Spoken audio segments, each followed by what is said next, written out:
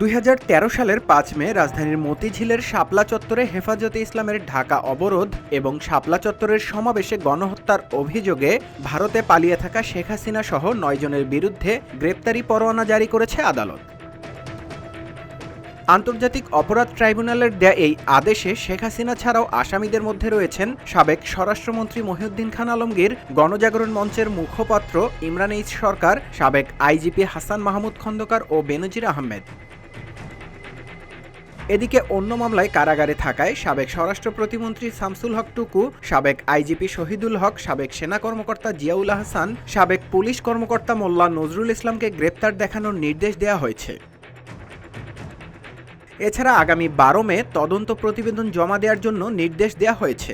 এর আগে গত 27 নভেম্বর শাপলা চত্বরের ঘটনায় হেফাজতে ইসলাম শেখ হাসিনা সহ 50 জনকে আসামি করে ট্রাইব্যুনালের প্রসিকিউশনে অভিযোগ দাখিল করে।